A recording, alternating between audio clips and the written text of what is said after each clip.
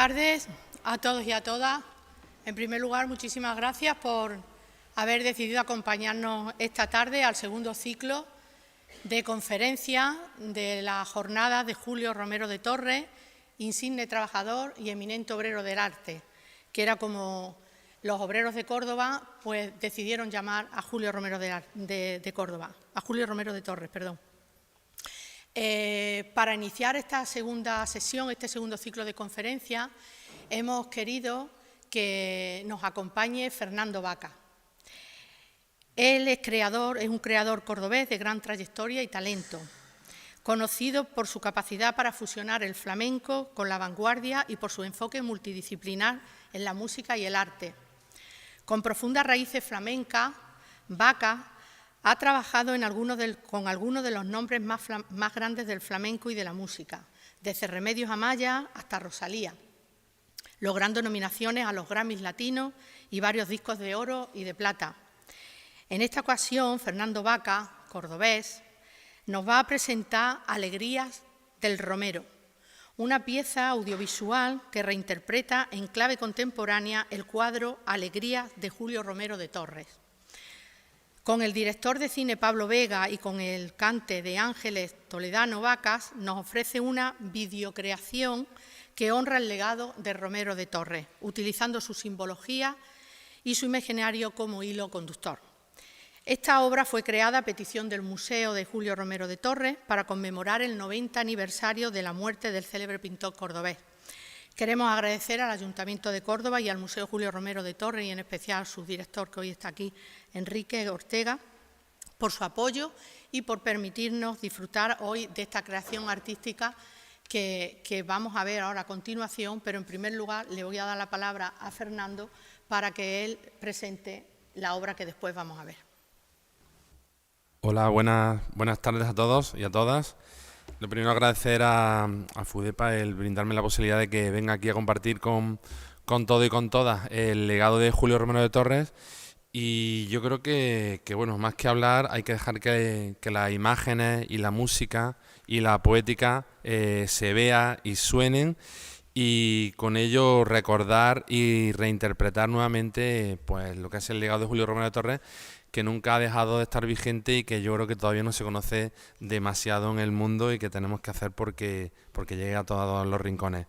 Es un placer estar aquí, ya os digo, vamos a ver qué pasa ahí, que siempre hay un ángulo diferente que nos resuena en la cabeza y en el corazón, acordándonos de Julio Romero de Torres, y después, si queréis, pues podemos pasar a una serie de preguntas o lo que vosotros estiméis. Dar las gracias también a Enrique, que fue cómplice mío para que esto no fuera un simple vídeo promocional de un museo, que ya en sí es importante, sino que fuera una pieza de museo y que está allí para todos los cordobeses y cordobesas y todas las personas que se acerquen a Córdoba a disfrutar de ese ADN intelectual, cultural y artístico que tenemos aquí en la ciudad. O sea que nada más, aquí el arte y la reinterpretación de Julio.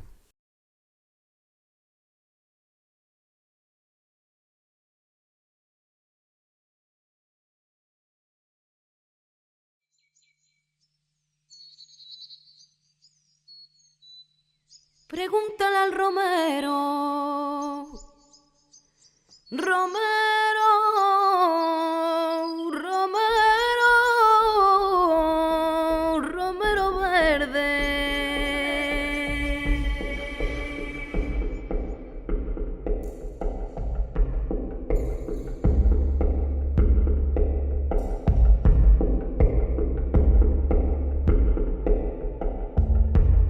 ¡Vámonos!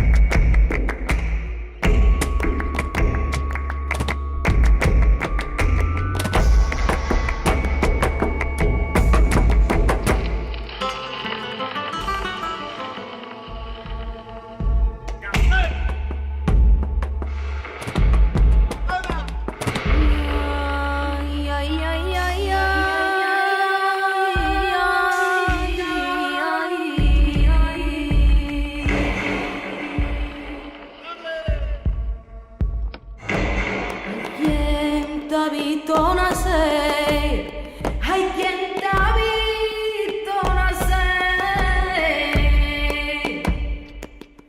no te verá morir nunca, no te verá morir nunca.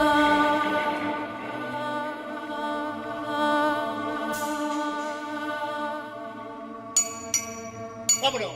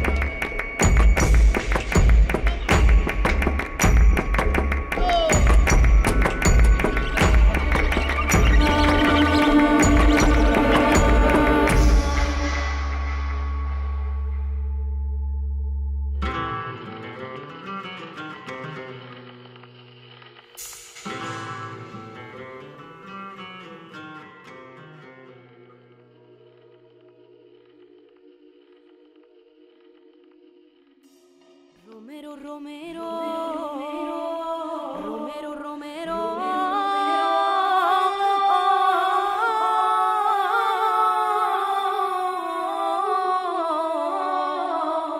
no te verá morir nunca.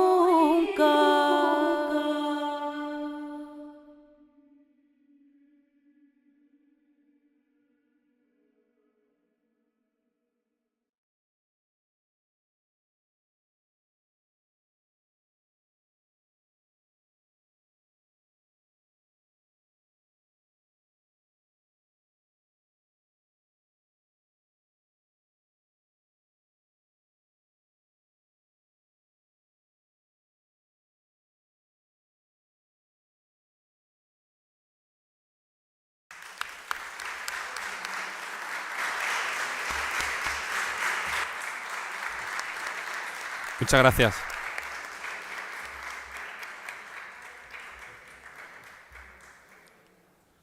Bueno, antes de que preguntéis nada, la verdad que cuando arrancamos con esta idea, que por cierto Julio Romero de Torres era un trabajador nato, un enfermo mental, igual que muchos de los que estamos aquí, que no paramos de trabajar, y amigo de los trabajadores también, pues intentamos meternos en su piel, en su cabeza y mirar desde su perspectiva. Y la verdad que fue, no extraño, pero fue mágico porque se fue apoderando de nosotros y las imágenes y las ideas fueron viniendo solas hasta incluso encontrar un galgo, igual que el que él tenía, que es el galgo Pacheco, con la puntita en la cola blanca y tal, y entonces fue una maravilla porque todo fue como muy suave y muy bien, y el equipo de trabajo que hubo fue increíble. Tuvimos también la suerte de poder contar con el museo y con Enrique Ortega, que insisto, cómplice en todo este proceso, y sobre todo trabajar con buenas condiciones y con unos grandes profesionales artistas, porque Pablo Vega, que es fundamental en el tema del tratamiento de la imagen, y está plagado de artistas que cada uno en su campo pues sigue haciendo de la suya, y ni más ni menos que tenemos ahora a Ángeles Toledano, que está siendo una de las cantoras flamencas más importantes.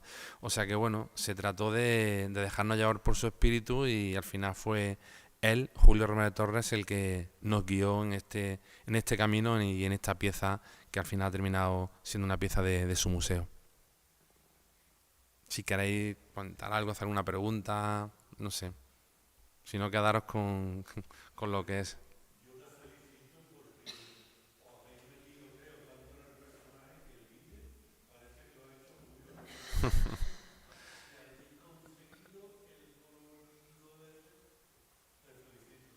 Muchas gracias. Incluso, bueno, el personaje que hace de Julio Romero de Torres se llama Romero Martín. Y una semana antes estaba grabando conmigo en el estudio y lo vi así y digo, ¿tú te pareces mucho a Julio Romero de Torres? Me dice, ¿sé quién es? Digo, pues un pintor, ¿qué tal? Venga, vámonos al museo. Fue al museo, se quedó alucinado, le encantó. Y a la semana siguiente ya estábamos grabando con él, o sea que y se llama Romero, de apellido. O sea que incluso Julio Romero de Torres, después de pasar por la tierra, ha seguido dando pistas para que sigamos admirando su obra, ¿no?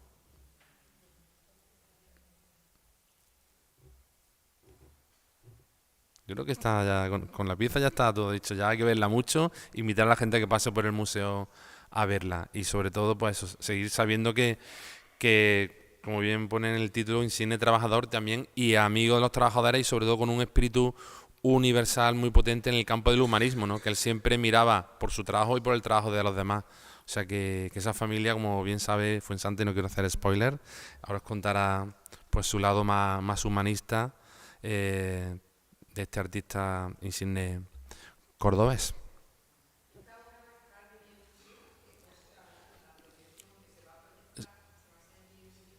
Sí, fue una parte como pieza del museo. Está allí. Sí, por allí anda.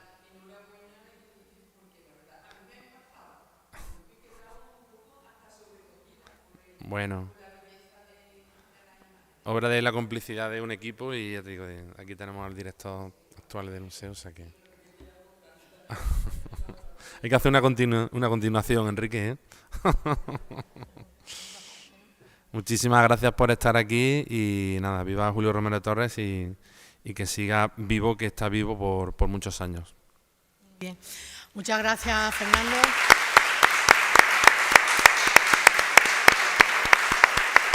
Reitero nuestro agradecimiento hacia ti y también hacia el director del museo y, por supuesto, te invitamos a que escuches ahora las conferencias que vienen a continuación, que nos van a dar una perspectiva que es menos conocida de nuestro Julio Romero de Torres. Te invitamos a que te quedes con nosotros esta tarde. Muchas gracias. Bien, buenas tardes a todas y a todos. Gracias por su asistencia y pasamos al segundo ciclo de conferencias en torno a Julio Romero de Torres y a su mundo y a su época, ¿no? En la sesión de hoy, después de la primera sesión, donde dimos cuenta de una serie de aspectos relativos al personaje y a su contexto, vamos a continuar hoy con otras 3 ponencias que van a seguir ahondando en las diferentes perspectivas desde las que podemos contemplar a este polifacético y sorprendente y desconocido, o relativamente desconocido todavía, personaje que es Julio Romero de Torres. Bien, pues el programa nos obliga a ser muy sintéticos y si queremos ajustarnos a él, pues debemos limitar las intervenciones a los 30 minutos. De todas formas, recordarles que la idea es que dispongan o puedan disponer ustedes de una versión más relajada de los contenidos en una publicación. De modo que ahí tendrán ustedes la ocasión de abordar con mayor amplitud, mayor sosiego, seguro, pues los contenidos que aquí se van por lo menos a apuntar y a poner de manifiesto.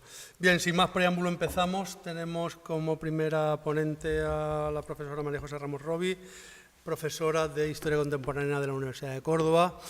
Disponen ustedes en el programa de unas pequeñas sinopsis biográficas, de modo que no nos vamos a extender en la presentación de los ponentes. A partir de esas sinopsis pueden ustedes, si quieren, tirar de Internet y cumplimentar y ampliar lo que deseen la información sobre cualquiera de las 3 ponentes que nos acompañan esta tarde. María José Ramos Rovi es profesora de Historia Contemporánea de la Universidad de Córdoba, donde ha desarrollado trabajos en diferentes líneas de investigación, pero desde hace años viene enfocando sus miradas desde la perspectiva, sus miradas historiográficas, desde la perspectiva de género. De hecho, de ella se va a ocupar de hablar sobre ellas en el universo de Julio Romero de Torres. Ellas en el entorno de Julio Romero de Torres, pintoras, artistas, intelectuales y políticas. Muchas gracias, María José. Bueno, muchas gracias, Paco, y muchísimas gracias a FUDEPA por haberme invitado a estas charlas Sí, sí, está. Ah, un momentito. A ver. ¿Ahora? ¿Mejor? ¿Ahora? ¿No? Pues está... A ver si no. Está apagado, está apagado. ¿Mejor ahora? No. Es que está funcionando. Ahora. Mejor. Bien. Buenas tardes, gracias por haber venido, gracias a Paco por la presentación y muchísimas gracias a FUDEPA por haberme invitado a este ciclo de charlas sobre Julio Romero de Torres.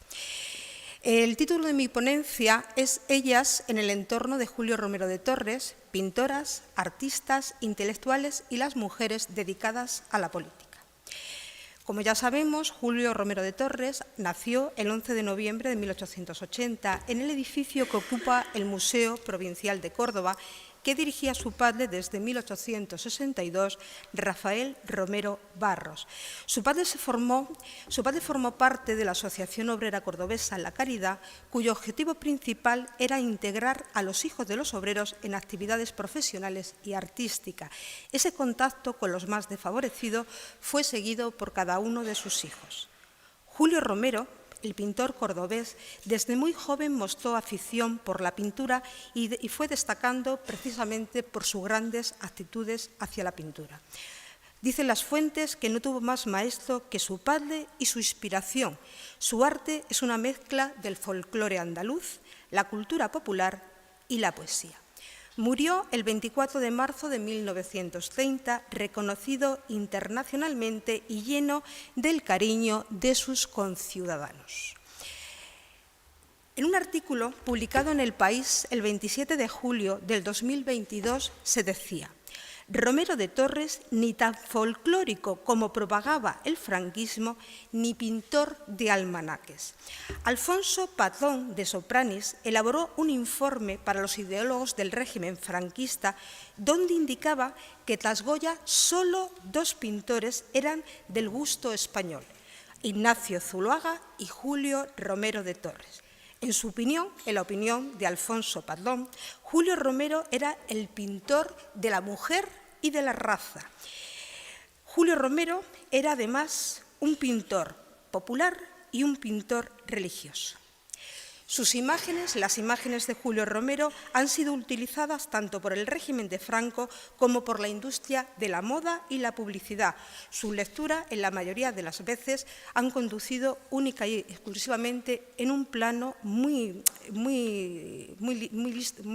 seguido hacia el folclore. Se ha consagrado a Julio Romero como el pintor del alma gitana, de la mujer morena, de la copla andaluza y autor de la representación del misterio y del drama andaluz. Esa visión está muy lejos del verdadero Julio Romero de Torres. Por ello, es necesario rescatar la obra del popular pintor cordobés de esos estereotipos que lo han inmortalizado como el artista conquistador que sublimó a la mujer morena andaluza.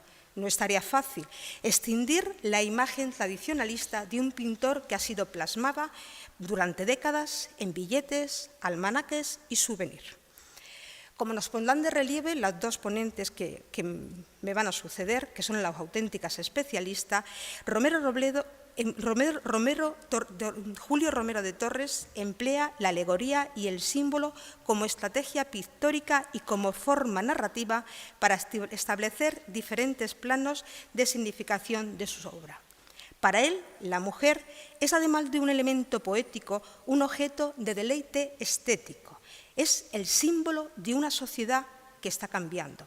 Debemos intentar vincular la obra de Julio Romero con la realidad de su tiempo, donde las mujeres empiezan a adquirir otros roles muy distintos a la sociedad que tenía. Hay que revalorizar la obra del pintor cordobés, hay que darle un lugar en la academia.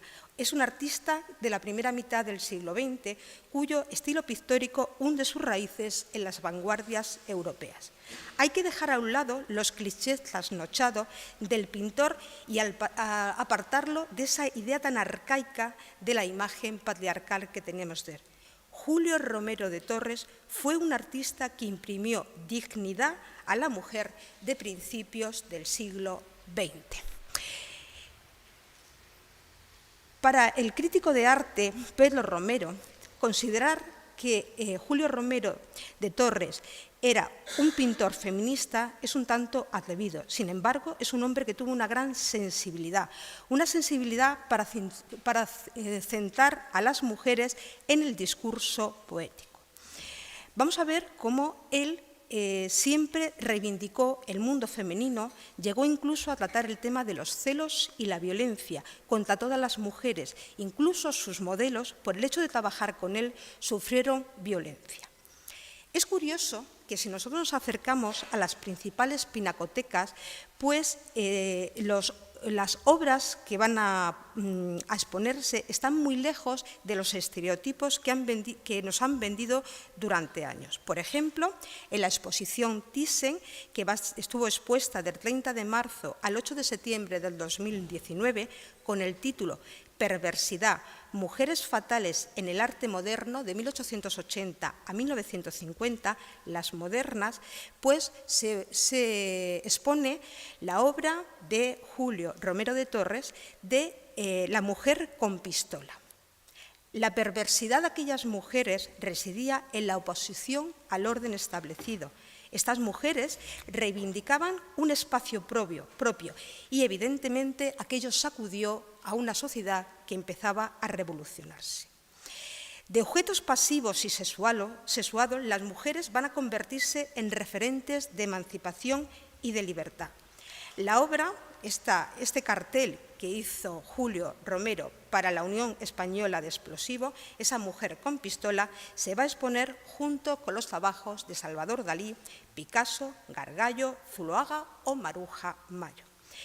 La otra exposición que le traigo a colación es la que se celebró durante los meses de 30 de septiembre de 2020 al 3 de agosto del 22 en el Museo Reina Sofía y llevaba por título Feminismo, una mirada feminista sobre las vanguardias. En aquella exposición se visibilizaba a la mujer en la historia del arte a través del análisis de la mujer como productora, como receptora, como sujeto, objeto de la producción artística.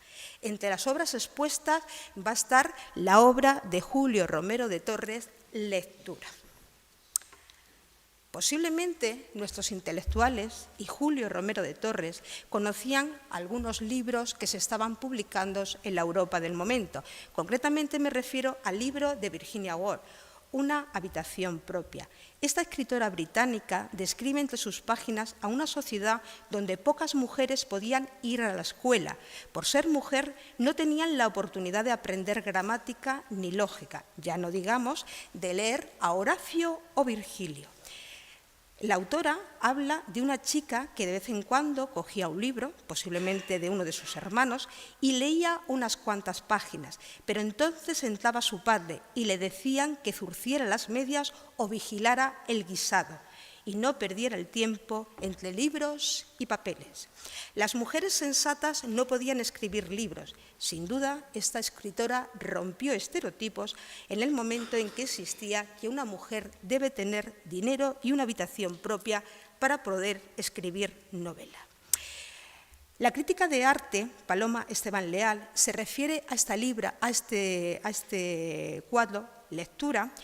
Ahí pueden ver ustedes una maja goyesca en la actitud de leer como un cuadro que se va a caracterizar por una gran decoración formal y, sobre todo, un profundo contenido simbólico. Vamos a ver cómo representan las alegorías y a partir de estos momentos pues empiezan a tener una elaborada y minuciosa técnica que va a emplear a partir de esos momentos. Julio Romero y las mujeres intelectuales.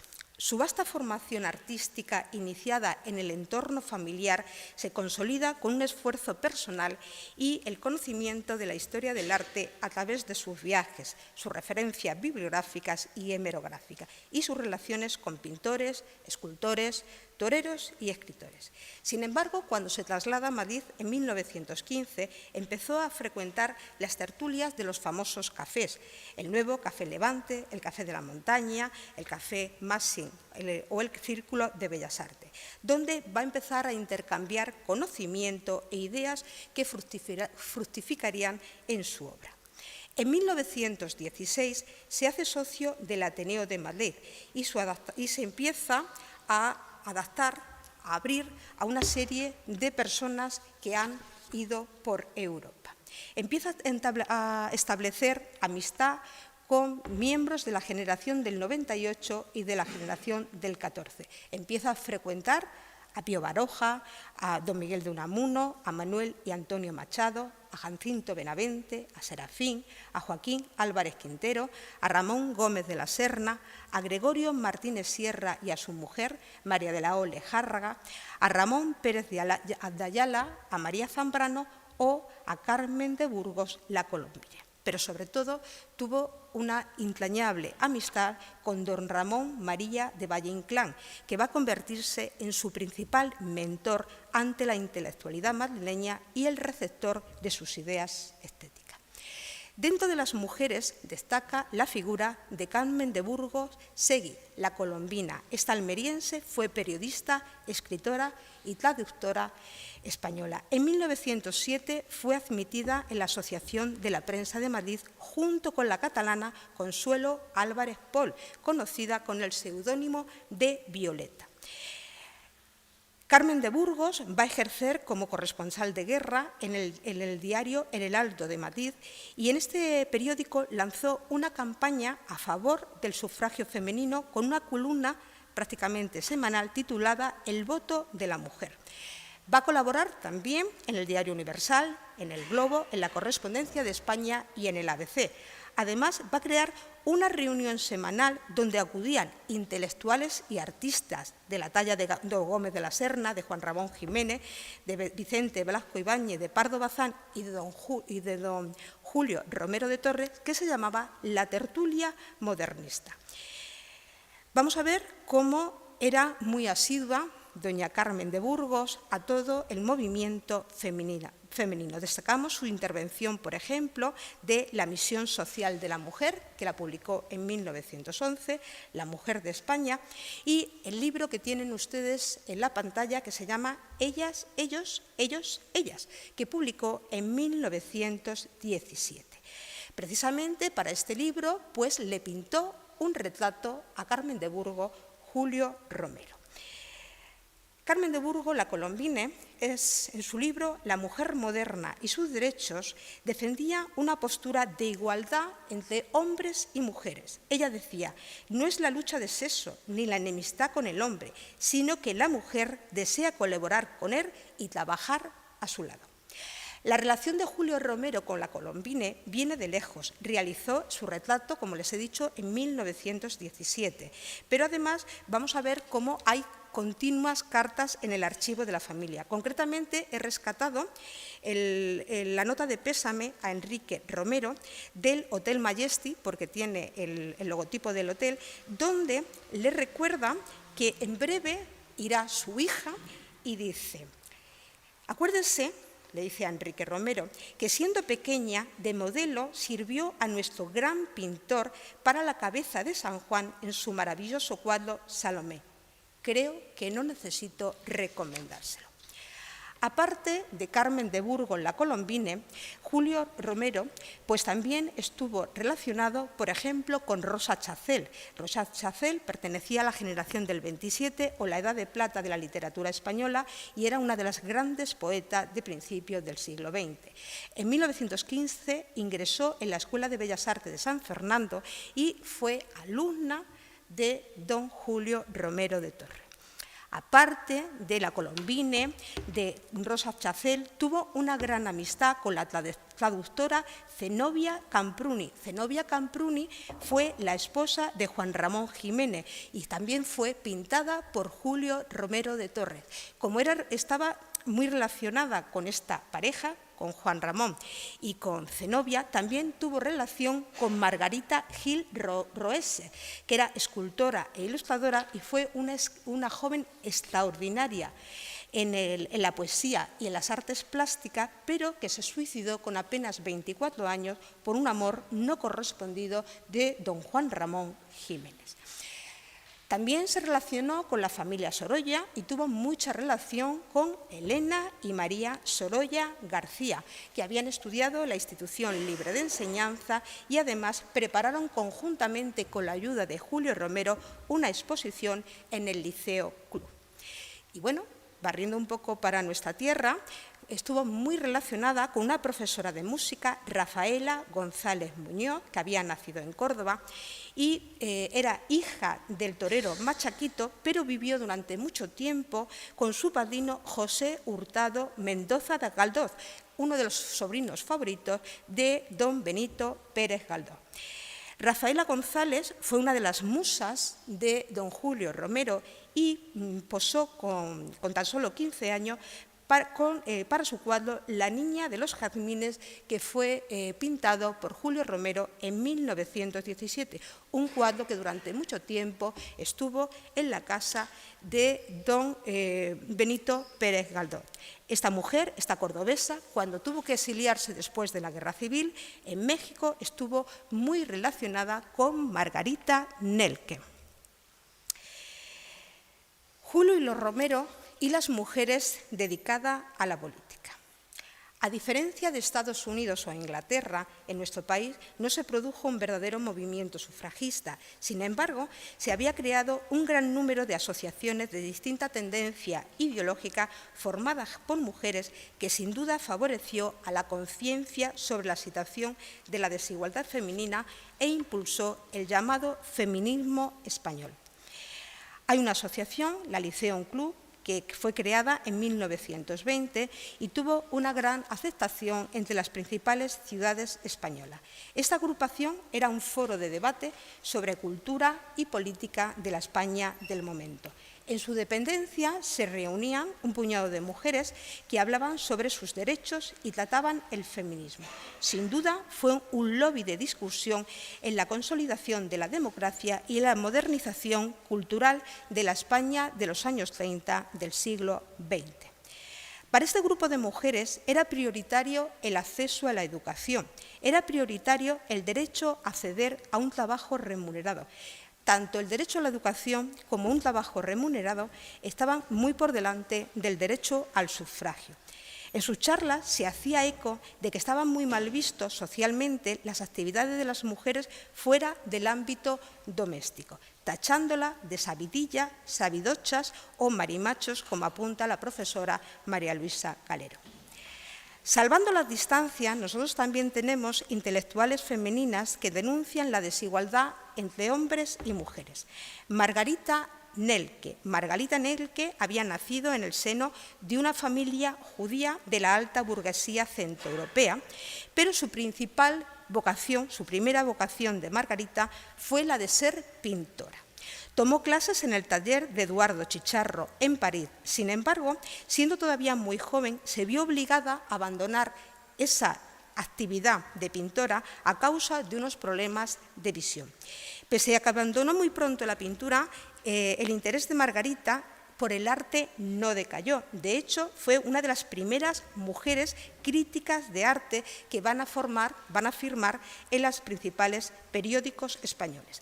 De 1919 a 1920 es muy frecuente encontrar críticas de arte de Margarita Nelke en El Fígaro. Todos los lunes publicaba Los lunes del Imparcial, un prestigioso suplemento cultural. También encontramos críticas de Margarita en La Esfera, ABC, Blanco y Negro o Cosmopolita. Y además, semanalmente, pues vamos a ver cómo tiene un artículo en la revista de la Sociedad de Amigos del Arte. Margarita Nelke hizo más de una crítica a la obra de Julio Romero de Torres, evidentemente poniendo en valor su gran obra, y hizo que tuvieran una gran amistad y además que fructificó en uno de los retratos de la artista y política. Margarita Nerke, en sus escritos, empezó a preocuparse por la situación femenina de las mujeres en la sociedad del momento. Denunció públicamente la condición social de la mujer y su estado social y, sobre todo, su necesidad de desarrollarse, y tiene obras de la categoría como Las escritoras españolas, que publicó en 1930, o Las mujeres ante las Cortes Constituyentes, que apareció en 1931. Margarita Nerke fue elegida diputada por el Partido Socialista Obrero Español por la provincia de Badajoz en 1931, convirtiéndose en la única mujer que logró ocupar escaño las 3 legislaturas de la República, 1931, 33 y 36. Ese último año se afilió al Partido Comunista y al finalizar la guerra tuvo que exiliarse a México.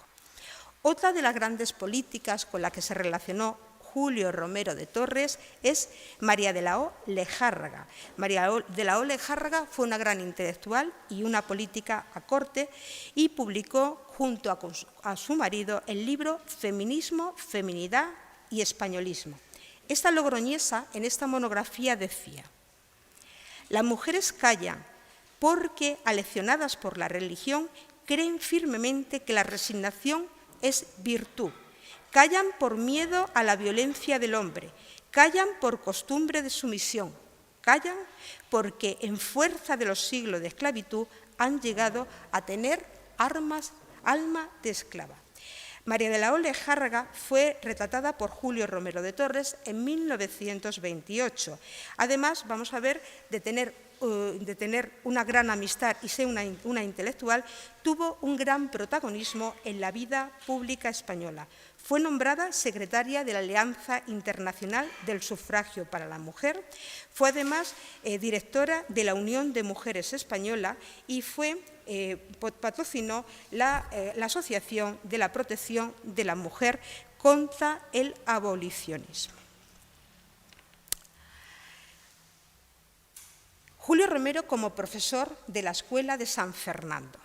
Las mujeres estudiaron en la Escuela de Bellas Artes de San Fernando de Madrid desde 1873 hasta 1967, año en el que se produjo el traslado de la sede de Alcalá 13 a la ciudad universitaria. Además de incorporarse a las aulas tardíamente y en un número muy escaso, durante décadas las mujeres recibieron una enseñanza diferente a la de sus compañeros, ya que fueron excluidas de las asignaturas que implicaban la copia de desnudo de modelo vivo, por considerarse que eran inmoral. Ya lo advirtió Grit en su obra La carrera de obstáculos, vida y obra de las pintoras antes de 1950. Esta francesa dijo que la ausencia de educación y la ausencia de apoyo social es lo que impide que las mujeres lleguen a ser artistas, porque evidentemente no les falta genio y talento. Ella dice que la razón fundamental por la cual no hay tantas mujeres artistas es porque hay una educación diferente. La vida pública era para los hombres y la vida doméstica para las mujeres. Tenemos que esperar hasta el curso 1920-1921 para que las clases sean mixtas y las mujeres puedan acceder a copiar los desnudos de modelo vivo. A partir de esos momentos, el porcentaje de las mujeres creció en la escuela y prácticamente es del 50% en los últimos años. En la Escuela de Bellas Artes de San Fernando, el amigo de Julio Romero, Valle Inclán, era catedrático de estética y Julio Romero fue profesor de dibujo antiguo y ropajes en la escuela durante muchos años. Durante esos años fue profesor de Maruja Mayo, Margarita Manso, Nora Borge, Piti Bartolozzi y Deli Tejero. Adela Tejero Vedate. Deli Tejero había nacido en Toro y en 1925 se trasladó a Madrid y estudió en la Escuela de Bellas Artes y posteriormente ingresó en la Escuela de Artes y Oficio de la calle La Palma.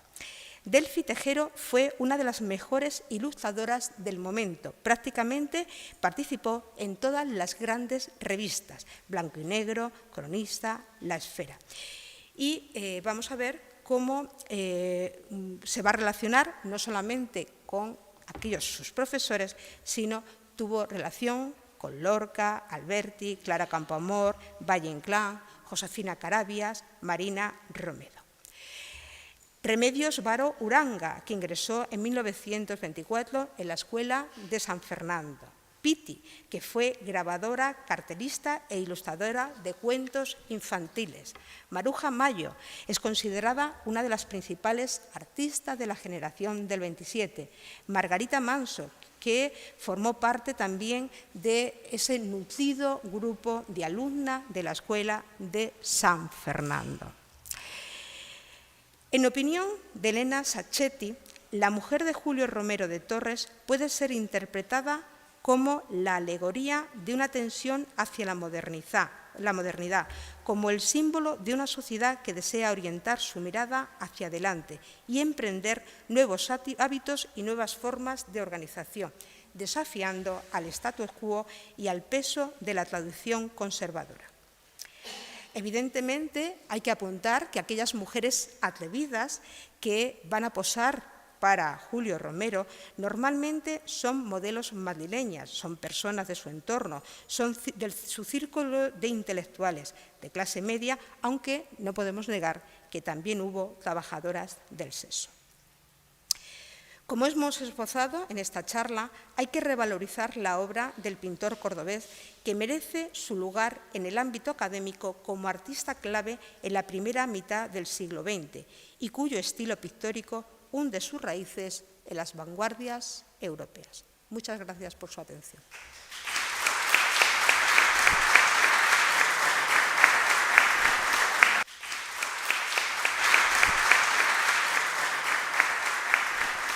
Muy bien, muchas gracias a María José Ramos por la disciplina, el uso del tiempo. Y pasamos ahora a la segunda charla de esta tarde, que corre a cargo de María del Mar Ibáñez. María del Mar es archivera, trabaja en el Archivo Histórico Provincial de Córdoba y tiene una estrechísima relación con el personaje que nos convoca en estas jornadas porque ha sido nada más y nada menos que responsable del inventariado y del catálogo de la familia Julio Romero de Torres y del propio pintor, de modo que su presencia aquí está más que justificada por sus méritos. María José nos va a hablar de un tema imposible, del que intentará por lo menos apuntarnos alguna cosa en la sesión de hoy, que es la relación de Julio Romero de Torres con otras artes, nada más y nada menos.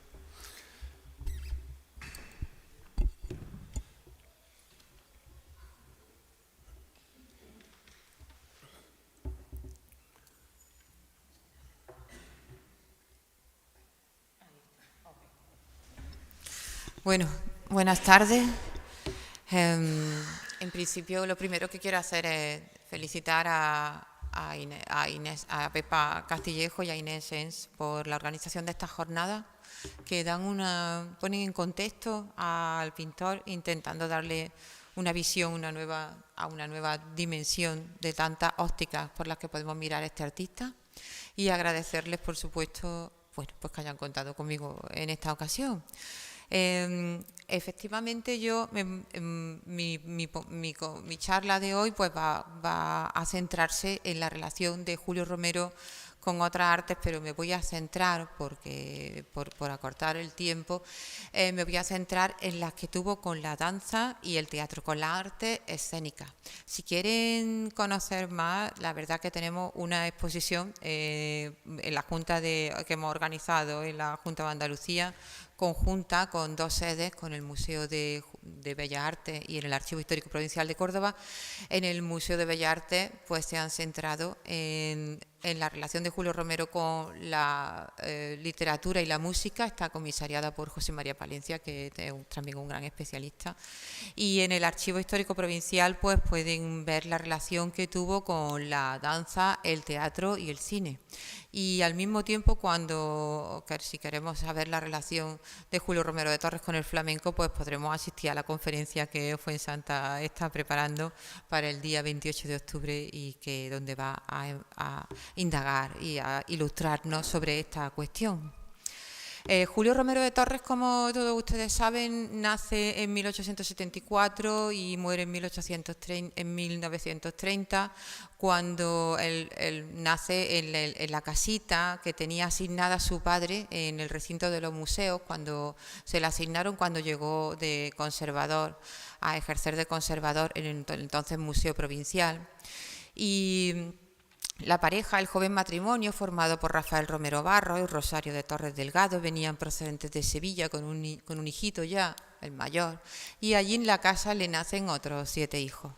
Todos estos niños pasan su infancia entre los pinceles y el olor a trementina del estudio de pintura de su padre, para quien su madre posa con mucha frecuencia, y también entre las salas del museo, que eran sus salas de juego. Era un museo que tenía en aquel momento obras de arte, pero también obras arqueológicas, y también entre las aulas de la Escuela Provincial de Bellas Artes, que también tenía su sede en aquel recinto, y en el cual se formaron artísticamente la mayoría de los hijos del matrimonio. Así que de base la formación artística, patrimonial y arqueológica de Julio Romero de Torres desde su infancia era muy sólida, porque lo vivió en casa, y además era una familia que vivió por y para el arte y su preservación, todos los miembros de la familia. Aparte de esta circunstancia doméstica y local, Julio Romero de Torres su vida transcurre entre la Belle Époque y los felices años 20, es decir, 2 de los periodos creativos más potentes de nuestra historia reciente. La Belle Époque empieza, bueno, hay diferentes, no podemos poner una fecha concreta, pero se puede decir que en el último tercio del siglo XIX, cuando en 1871 el fin de la guerra franco-prusiana promueve una época de paz. Si bien es verdad que se llamó finalmente la paz armada, desembocó finalmente en la Primera Guerra Mundial, pero sí al menos que donde no hubo enfrentamientos de grandes bloques. Y esto vino aparejado con la llamada Segunda Revolución Industrial. Los avances técnicos, por ejemplo, hacen que las ciudades, que se vuelven populosas porque las fábricas se instalan en las afueras y la gente pues acude, ¿no? Grandes masas de personas acuden en busca de un trabajo y de un futuro mejor a la ciudad, se vuelve muy populosa, y los avances técnicos hacen que llegue la electricidad, el agua potable. También la bonanza económica hace que se remocen los centros de las ciudades, se construyan edificios nuevos porque la burguesía está ganando mucho dinero, y entonces hace sus palacios y construye los edificios en el nuevo estilo, el Art Nouveau, que llena el llamado modernismo, que llena de volutas, de flores y de líneas curvas las fachadas, y también el mobiliario urbano y los muebles de interior. Así que también la mejora de las condiciones laborales, en principio, no solamente porque llegan sistemas parlamentarios, se imponen los sistemas parlamentarios tanto en Europa como en Estados Unidos, haciendo que cada vez mayores franjas de gente tengan representación en los sufragios, y además también las mejoras conseguidas por los primeros movimientos obreros hacen que las jornadas laborales se acorten y que también mejoren los salarios de las personas, de manera que una gran masa de gente empieza a disponer de un poco de dinero y un poco de tiempo para disfrutar de su ocio. Y en este ocio, pues, la gente que empieza a disponer de este tiempo, la forma de diversión ya no va a ser la tradicional de ir a lo mejor tanto al teatro y a la ópera, que se siguen por supuesto manteniendo, pero que pueden ser tal vez más elitistas, pero están más atraídos por un nuevo modelo de diversión, que son los teatros de variedades. Las variedades tienen una manera, forman un sistema de teatro, digamos, de espectáculo, en el cual hay mucha como la palabra lo dice, la varietés, variedades. Hay gente que canta, hay números de baile, hay números de ilusionismo, algunas veces incluso se hacen proyecciones de cine. Entonces la gente puede llegar a estos pequeños teatros, salones, se pueden llamar music hall, y allí pueden, a ver, todos estos tertulianos que conocemos, ¿no? Las tertulias que se reúnen en los cafés, que hablan de lo humano y lo divino, cuando terminan en el café por la noche, pues se van al Teatro de Variedades. Allí disfrutan del espectáculo, que suponía que también podían charlar, beber y fumar mientras disfrutaban de esos números. Y luego también se bajaban del escenario los artistas y interactuaban con el público. Esto significa que hay una mezcla, se da una mezcla de lo oculto y de lo popular, una relación entre estos dos mundos y entre estos dos tipos de artistas que además viven un gran momento creativo, porque se produce una sinergia y una gran revolución creativa y da lugar a un momento muy especial precisamente de intercambio y de interrelación entre todos estos tipos de arte. La mayoría de las estrellas que triunfan en las tablas de las variedades son mujeres. Porque pues viene la época del cuplé, viene los diferentes bailarinas y entonces surgen pues figuras que además ya no son anónimas, sino que se vuelven muy famosas porque han nacido también la arte gráfica y entonces su imagen está en las revistas y también alinean un poco su vida privada y aparte del genio de su arte también dan lugar a una especie de fenómeno fan y tienen legiones de admiradores y se convierten en musas de todos estos intelectuales, músicos, pintores y escultores que frecuentan los teatros de variedades. ¿Dónde era para darle? Bueno, aquí, ¿me has dicho este?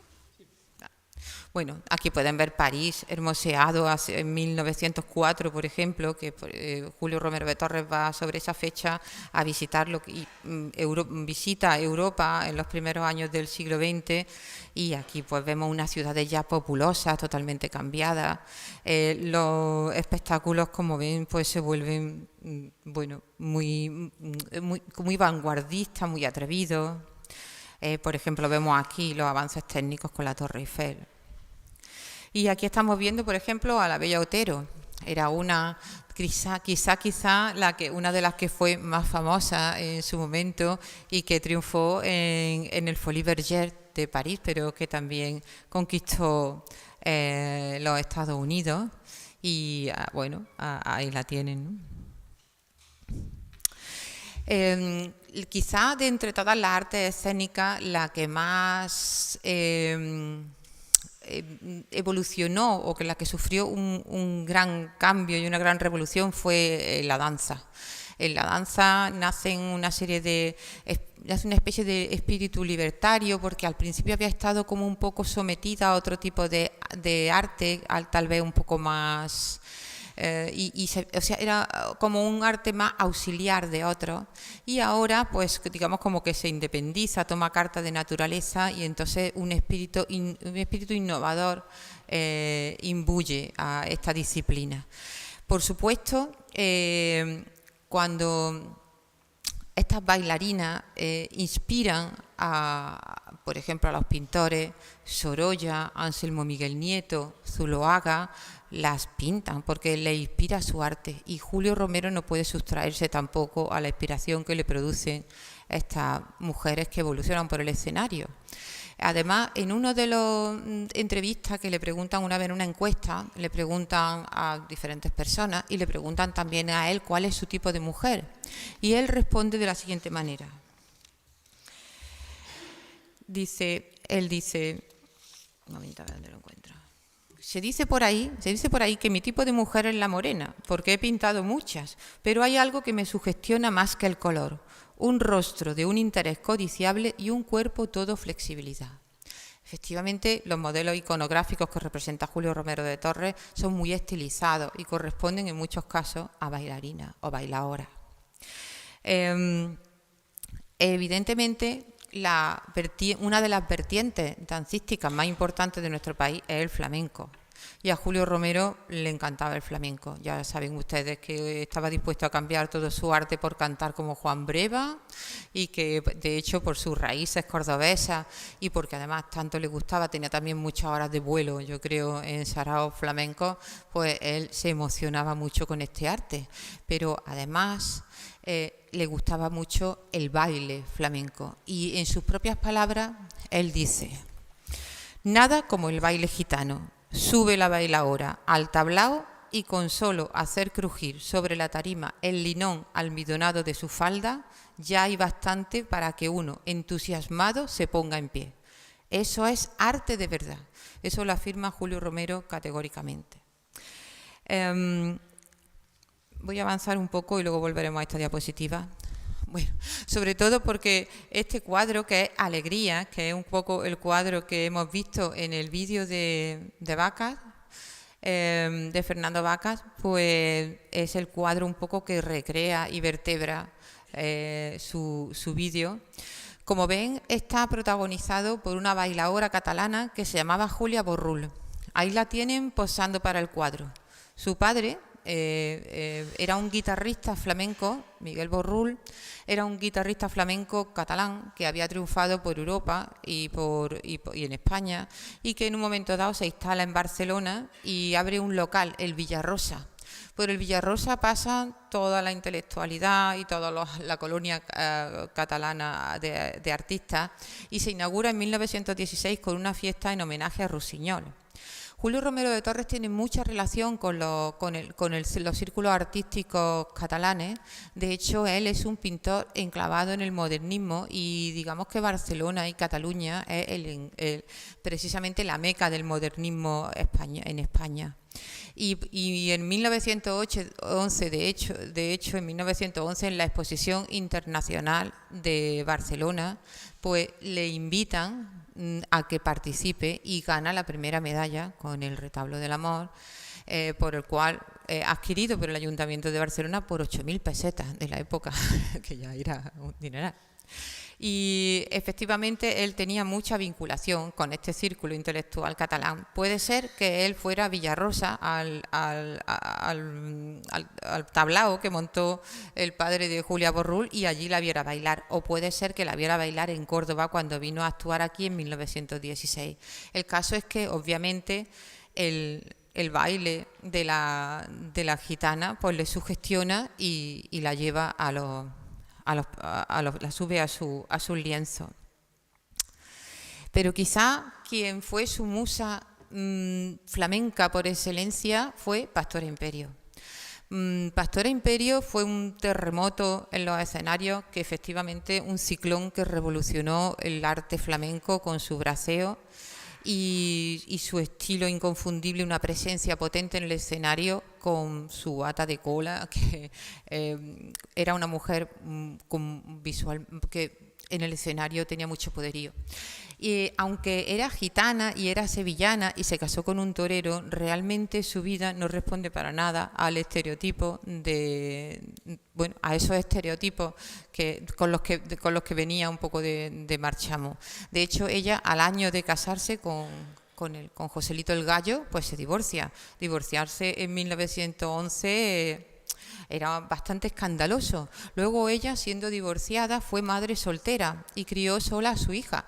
Y en este manifiesto, de lo que nos ha hablado María José, de las primeras mujeres que solicitan el voto femenino, ella estampa su firma. Estamos hablando de una mujer empoderada. Ella triunfa en España, pero triunfa en el extranjero, triunfa en Estados Unidos y en Francia se relaciona con personas como Mata Hari o como John Dos Passos. Julio Romero de Torres la pinta al menos en 3 momentos de su vida No la pinta bailando, pero la pinta al menos en 3 etapas de su vida. Le hace 3 retratos individuales, aparte también de hacerla una de las presentes en su monumental obra de la consagración de la copla. Aquí ven el retrato que le hizo en 1911, a donde está en la misma pose que está en la consagración de la copla. Ven, este retrato está todavía en el estudio del pintor y está sin enmarcar. Aún está sin enmarcar. Ella, cuando ve el retrato, es consciente de la hondura psicológica que le ha impreso Romero de Torres, que ya sabemos que en su retrato escudriña la personalidad del retratado. Y en sus palabras, ella lo dice muy claramente. Dice: yo no sé qué tiene este demonio de cordobés, que solo con mirarme me arrebañó por dentro.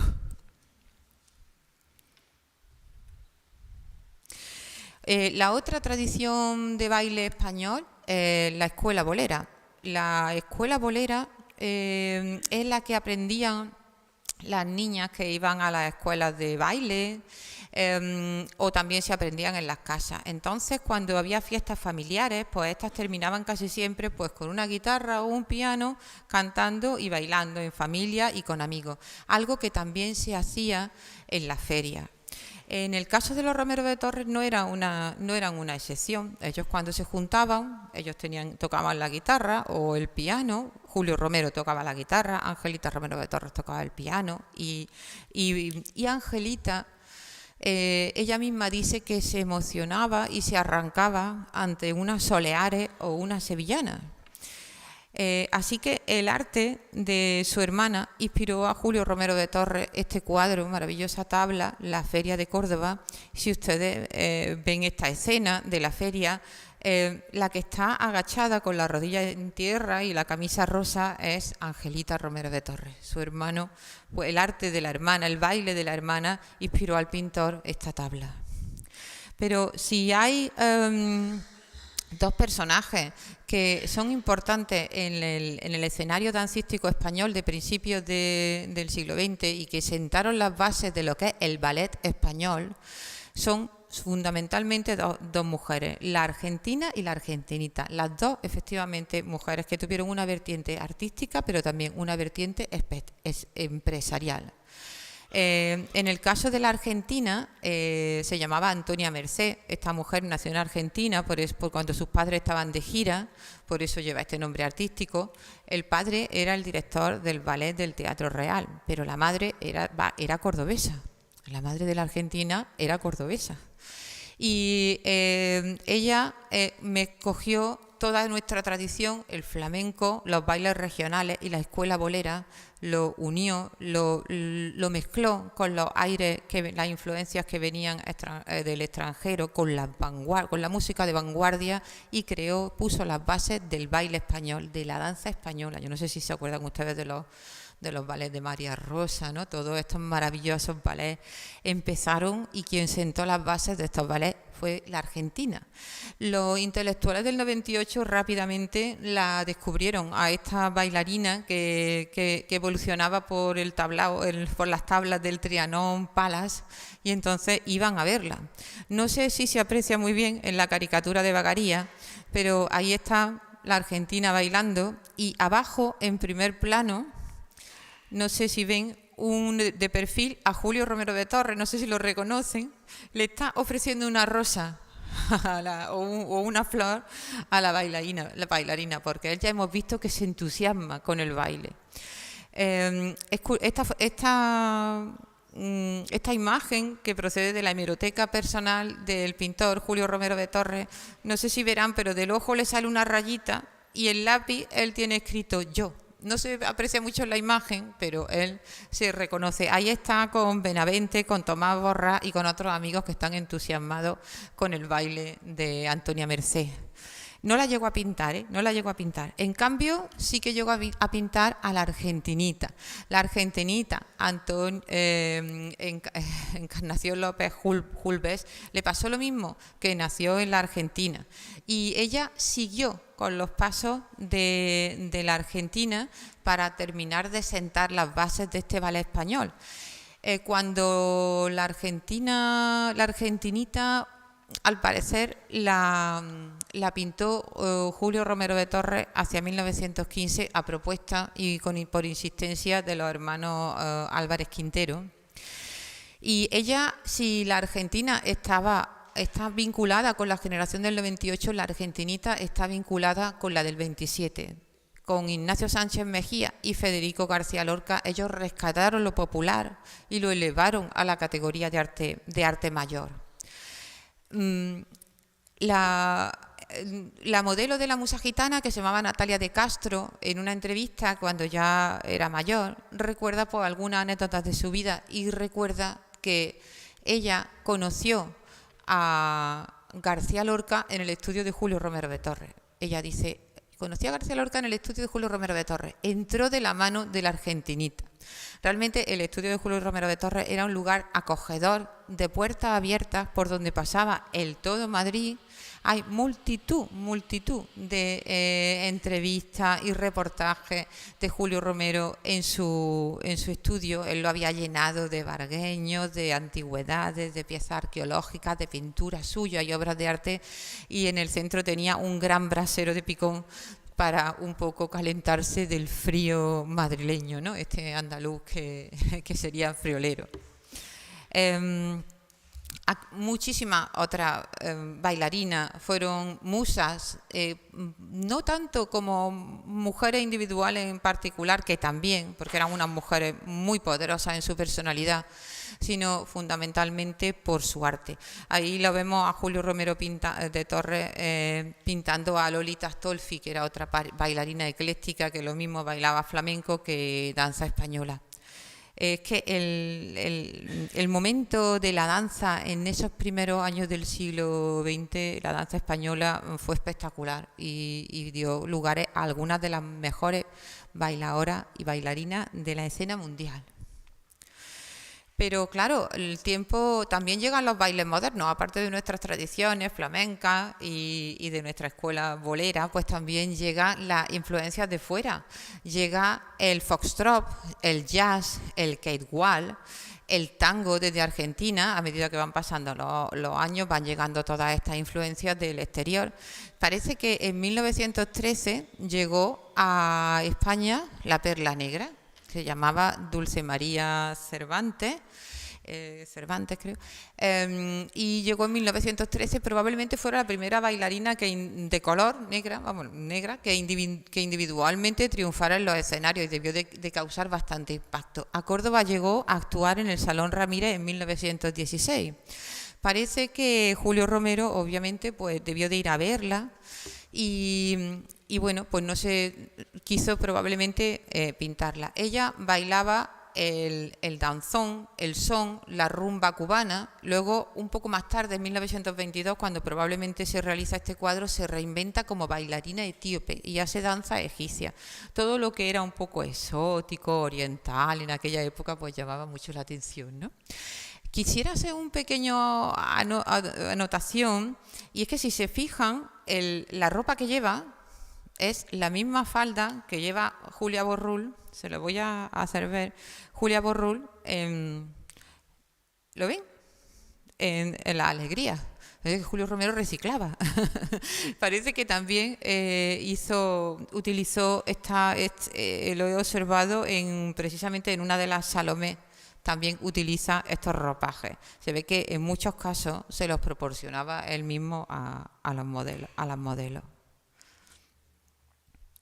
Bueno, aquí otra de las influencias que llegan, pues es la revista, nuevos espectáculos de revista, y aquí llegó, por ejemplo, esta bailarina, Margarita Godón, que era una bailarina rusa, y posa para un cuadro muy conocido, que es La rivalidad. Parece que ella se enfadó un poco porque la había puesto con otra mujer en el cuadro. Ella quería que la hubiera pintado sola. Parece que se molestó un poco. Pero ella lo que protagonizaba era una revista, la revista Cri Cri, que tuvo mucho éxito en Madrid de los años 20. Y luego hay otro personaje interesante porque otro de los personajes que Julio pintó es a Reyes Castizo, la yankee. Ella fue la introductora en España del charleston. Fue un poco, se formó en Tánger y después, ella era sevillana, pero fue a Tánger, aprendió allí los bailes modernos. Tánger era entonces una ciudad internacional. Luego se fue a París y trabajó al parecer en los ballets de Josephine Baker, y ella trajo el charleston a España. Fue la que popularizó aquí un charleston que no es español, pero es el de Mami, cómprame un negro. Pero luego sí estrenó uno que nosotros todos nos sonará, ¿no? Lo de Al Uruguay, guay, yo no voy. Esto lo estrenó Reyes Castizo, ¿eh? Bueno, voy a entrar ya porque no quiero pasarme de tiempo, en la relación de Julio Romero con el teatro. Obviamente, en todo este tiempo que él pasa en Madrid, en todas estas tertulias que él frecuenta, hay muchos literatos, pero yo me quiero también centrar en este momento en los dramaturgos. Obviamente, la relación con Valle Inclán está más que estudiada y probablemente pues sea conocida por todos ustedes. Y aquí a quien vemos es a Galdós, quien efectivamente tuvo amistad con Julio Romero de Torres, como ha dicho María José, pintó a la hijada de su sobrino, a la niña de las trenzas, a Rafaelita, y también participó en el proyecto de Eduardo Zamacoy. Lo tuvieron que es un proyecto que lo que hacía era ilustrar conferencias sobre personajes artistas y científicos y del momento, y lo ilustraba con películas de su vida cotidiana. Y entonces Galdós participó en este proyecto. Parece que Julio Romero y Zamacoy lo convencieron. Él no quería salir ya porque tenía muy mala vista y decía, pero yo ¿para qué voy a hacer una película si no me puedo ver, ¿no? Otros personajes también han sido, otros dramaturgos, por supuesto, eran también muy amigos de Julio Romero de Torres. Obviamente había dos parejas de hermanos andaluces que triunfaban entonces, colocaban su obra en los escenarios madrileños con mucho éxito, como eran los hermanos Álvarez Quintero y los hermanos Machado. Con todo ello tuvo Julio Romero mucha amistad, mucha amistad. Formaban parte muy cercana de su círculo de amigos. Otra de las personas con quien Julio Romero tuvo una buena amistad fue con Miguel de Unamuno.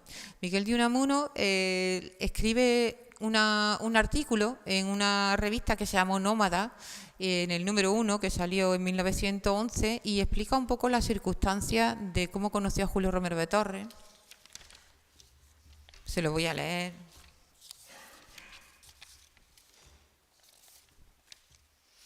Dice Unamuno: conservo imborrables recuerdos de Córdoba. Fue en el rigor del verano, en el mes de agosto, cuando el sol de Andalucía caía sobre ella a plano. Cuando visité acompañado de mi amigo Royal Tyler, el autor del libro Spain, A Study of Her Life and Art. Y aquí, en Córdoba, también vi uno de los lienzos que más honra y gloria ha dado a Julio Romero de Torres, que fue la gran adquisición de amistad que ahí hice. Estamos hablando de un viaje que hizo aquí sobre 1908, porque el cuadro que vio pues, fue La Musa Gitana. Y quisiera ver esta fotografía, que tal vez no se ve con mucha calidad, pero está sacada de la prensa. Me parece muy al caso en este contexto en el que estamos. Y es que también hay Marcelino Domingo, el político, quiso hacer también sus pinitos como autor dramático. Y entonces la primera obra que estrenó fue una obra que se llamaba Vidas Rectas. La estrenó en 1926 y ahí tienen que sus amigos fueron a ver el estreno de la obra.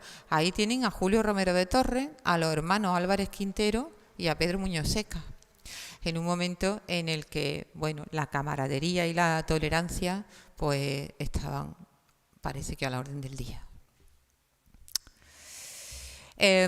Julio Romero tuvo también mucha amistad con actrices como María Guerrero. De hecho, María Guerrero, cuando viene a Córdoba en diciembre de 1911 con el espectáculo, con la obra de teatro Voces de Gesta de Valle Inclán, en el día de su beneficio, era cuando había el beneficio de un artista, significaba que en esa función lo recaudado era para ese artista, o iban en ese momento, aprovechaban sus amigos para ir ese día a la función para beneficiar a su amiga, ¿no?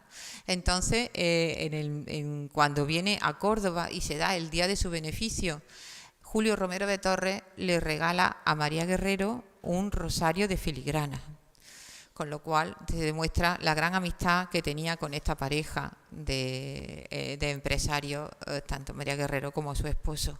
También lo mismo que María Guerrero está quizá un poco más cercana a la generación del 98, tenía Julio amistad con Margarita Xirgu, puesto que ella está pues vinculada más con el 27, pero cuando le quieren hacer un homenaje en 1926, ya consolidada la carrera de Margarita Xirgu, le quieren hacer un homenaje, y cito textualmente, en reconocimiento a la pureza de la labor artística y al noble afán con que ha seguido en el teatro una ejemplar conducta digna de la admiración de todos.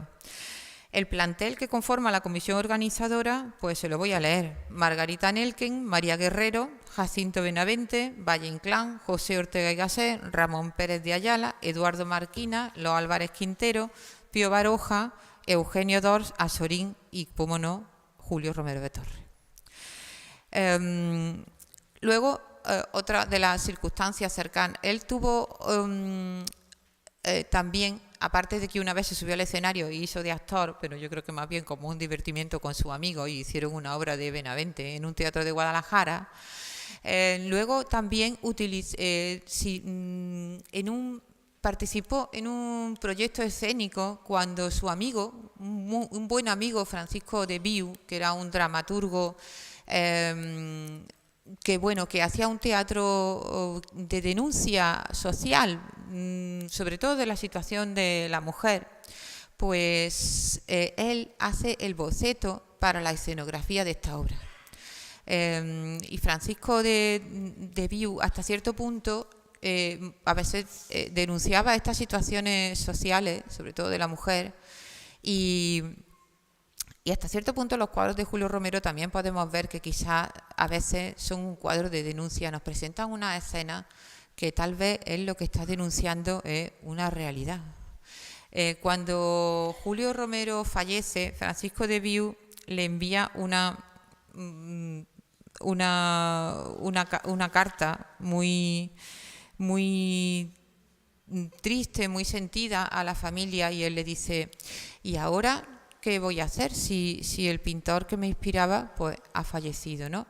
Otra vez de nuevo esta sinergia, estas mezclas entre la arte, esta influencia y estos trasiegos que existen entre unos artistas y otros. Y también pues prestó 3 cuadros para cuando se puso en escena la obra La Copla Andaluza en 1928, que se estrenó en el Teatro Pavón, donde autorizó la reproducción de 3 de sus cuadros, y en el que, cuando una vez más hubo un éxito clamoroso, pues en la comisión de homenaje que se organizaba siempre que había un éxito teatral, había un homenaje, pues en la comisión organizadora pues estaba Julio Romero, esta vez acompañado de Antonio Machado.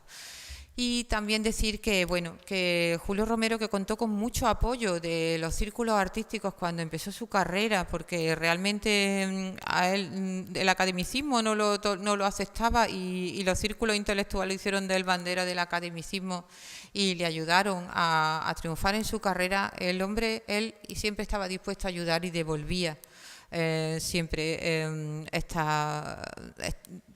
estaba dispuesto a colaborar desinteresadamente en muchas cosas.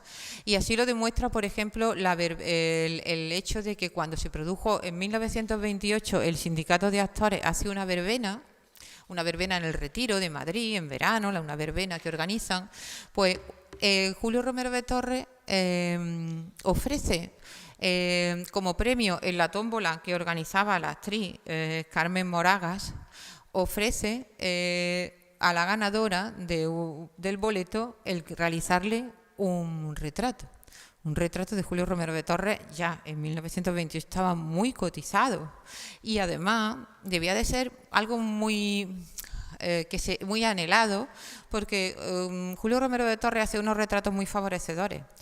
Es como si ahora nosotros quisiéramos que uno de los mejores fotógrafos pues, no hiciera un retrato, ¿no? Porque siempre nos iba a captar nuestro mejor lado, no solamente físico, sino psicológico. Por supuesto, pues también pintó a muchísimas actrices, actrices que obviamente pues salían también, como no, del estereotipo de mujer morena, un poco pues muy en el entorno folclórico y costumbrista que está, con el que muchas veces se le pone el marchamo. Vemos, por ejemplo, aquí el retrato de Adela Carbonell, que fue una actriz. Ella preside la consagración de la copla, pero le hace también este retrato individual. Ella era una mujer con una sólida formación, su padre cultural, su padre además era italiano, tradujo la obra de Luigi Pirandello al español y también escribió algunos libros y dio algunas conferencias. Y Julio Romero de Torres tiene con ella unas palabras muy, muy amables para ella. Dice: es una mujer exquisita, encanta charlar con ella, su vasta ilustración y su temperamento le permiten hablar amenamente de literatura, de música, de arte en general, con claridad y novedad de conceptos. Así que, bueno, y ahora por curiosidad también pues les voy a poner esta fotografía de las muchas que se conservan en el archivo de la familia Romero de Torres, porque muchos de estos artistas pues le dedicaron fotografías que se conservan en el archivo familiar. No sé si reconocen ustedes, cuesta trabajo, o no sé si recordarán a Aurora Redondo. Aurora Redondo era una actriz que estuvo hasta los 90 años en el escenario, era una actriz cómica, la veíamos en algunas series incluso de televisión, se pasó a la televisión, pero bueno, pues también tuvo amistad con Julio Romero de Torres y también le hizo un retrato, pero bueno, para que vean ustedes la familia. Bueno, y ya, voy a cortar aquí. Si quieren también saber algo sobre la relación de Julio Romero y el cine, pues también habrá una conferencia el 30 de octubre en la Filmoteca, donde profundizaremos en la relación de Julio Romero, que le encantaba el cine y que salió también en películas. Y luego participó en muchos otros proyectos sorprendentes muchas veces. Bueno, muchas gracias.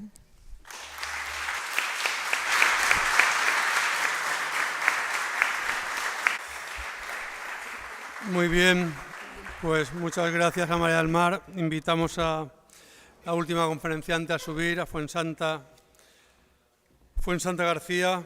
Bueno, Fuensanta García es una persona muy conocida, una referencia en Córdoba, en el mundo de las bellas artes. Ha sido directora del Museo Provincial de Bellas Artes, del Museo de Bellas Artes de Córdoba, y entre otras responsabilidades relacionadas con las bellas artes, con las artes plásticas, y también como historiadora del arte que es, pues ha dedicado parte de su investigación a la obra de Julio Romero de Torres. Y nos viene a hablar hoy de un aspecto interesante que tiene que ver con la imagen forjada del pintor después de su muerte, y que de alguna manera ha marcado la perspectiva popular del pintor en adelante, ¿no? De modo que la dejamos que nos hable de Julio Romero de Torres entre la apropiación, el tópico y la realidad. Santa, muchas gracias. Buenas tardes, muchas gracias Paco por tu presentación. Y simplemente agradecer en primer lugar a Pepa Castillejo y a Inés Sens como organizadora de las jornadas, que quisieran contar conmigo y con el resto de compañeros y compañeras para poder dar una visión diferente de lo que hasta ahora pensábamos de Julio Romero de Torres.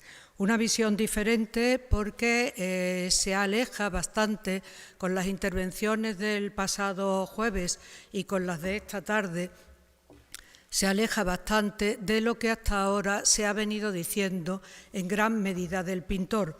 Pero, sin embargo, desde hace años, algunos estamos empeñados en quitar ese tópico que ha ido, de alguna manera, oscureciendo parte de su proyección y de su trayectoria.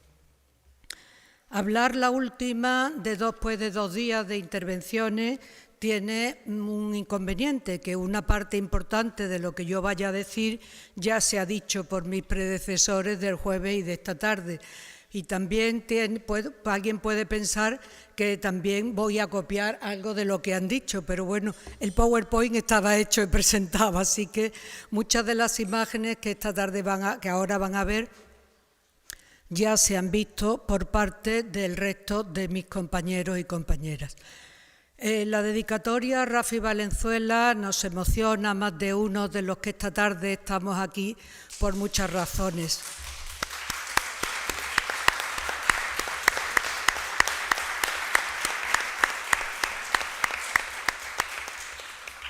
Yo no la voy a leer porque creo que no sería capaz. El título de la ponencia que me pidió Pepa en la reunión que tuvimos de todos para acordar los contenidos, que es, como pueden leer, Julio Romero de Torres, entre la apropiación, el tópico y la realidad, describe